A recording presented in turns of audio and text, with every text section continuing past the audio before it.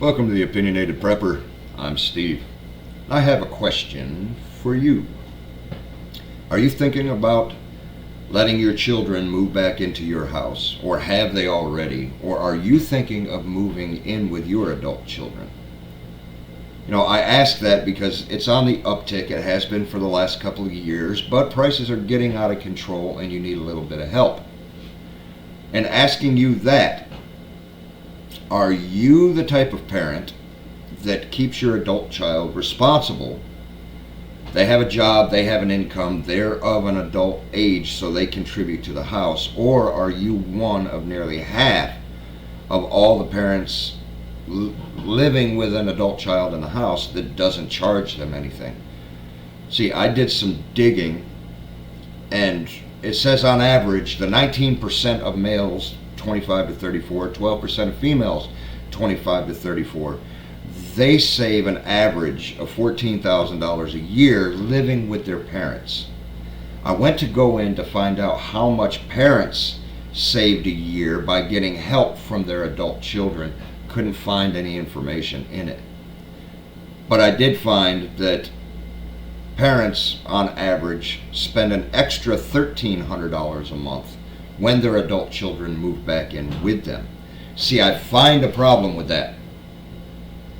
How are we expected them to be adults? How are we expecting them to take care of a nation and take care of a country and defend and make good choices when they're not even being held accountable in their own home because parents are busy babying them and still treating them like their tender age?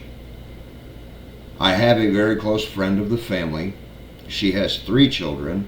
Her baby child, who's early 30s, has herself and her 2 kids living with her. She doesn't lift a finger to do a thing, doesn't pay a bill. Got a phone, her mommy takes care of it. Got a car, got insurance, her mommy takes care of it. Her mommy pays the bills. Her mommy has retired twice and went back to work twice because the daughter refuses to keep a job for longer than a month. The daughter doesn't raise her own kids. The daughter has no money whatsoever. The daughter has habits that she will whine and throw a fit if the mother doesn't support them. And the mother won't kick her out because the mother doesn't want to see her destitute, doesn't want to see her grandchildren in trouble, doesn't want anything. That's where I think tough love comes into play. When you pass away, and most likely pass away at an early age because they worked you into the grave, who is going to take care of that adult baby child? Yeah, it sounds like an oxymoron, but it doesn't matter the age, it's the mental capacity. And if you're an adult and you're playing video games down in your mommy and daddy's basement and you wake up at the crack of 3 in the afternoon when the parents are busting their butt and they're not charging you anything, you're not an adult, you're not a grown-up, you don't get to make decisions because you make poor ones. You have no control. You just turn back to a 6-year-old. So stop whining and complaining, or do something about it. Go get a job and take care of yourself. I'm not saying you have to move out of the place. I'm saying that you can contribute, help your parents out. Back in the day, there were no nursing homes.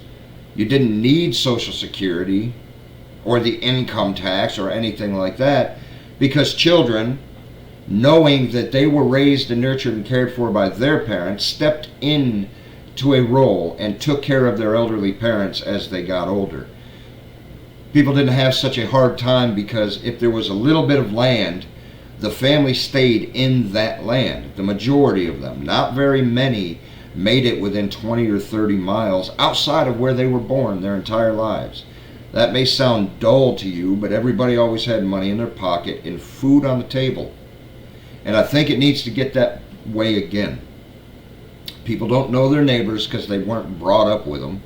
They didn't share a lifetime of experiences with them, go to school with them, anything like that. They don't feel a connection with them. They don't know them. Parents aren't talking to their kids. Kids aren't talking to their parents. The family unit is broken up. The powers that be are trying their damnedest to get rid of the family unit. And the family unit is what kept us so strong. We're getting hit from all sides. Countries, 26 countries in total, probably more now because the study was in 2019. 26 countries, India, China, France, Italy, Russia, all these places, Mexico especially, they banned, they either limited in capacity or outright banned GMO foods. They see how the West is. Putin had said, you see how the West is. You see that they're eating trash. They're sick. They're not healthy at all. They have no energy. They sit in front of a box. They're not disciplined. They don't train. That may make you mad, but try to refute a single thing that he just said.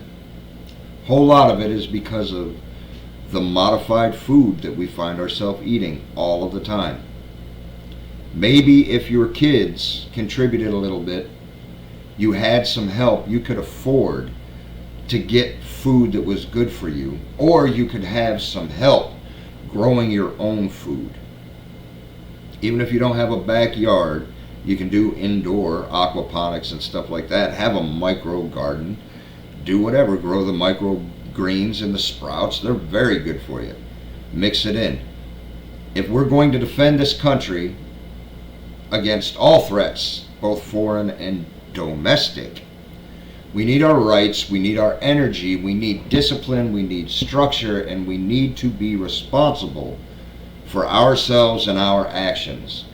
It is okay to help people, but it is not okay for you to just constantly get help when you're not trying to better yourself.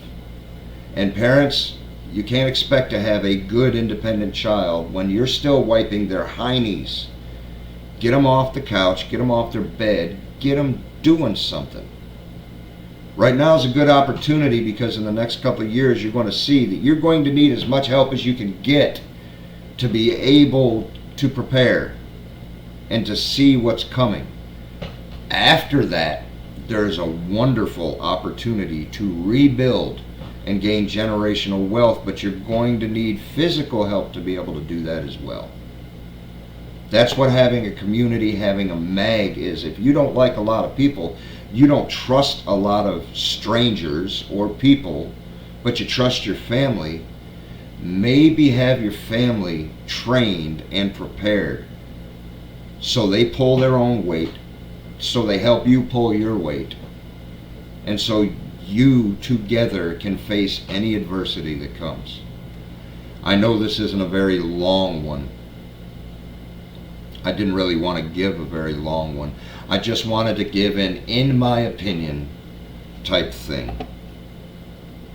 If you see more multi-generational families, if you're a part of it, do me a favor and leave me a comment. Let me know.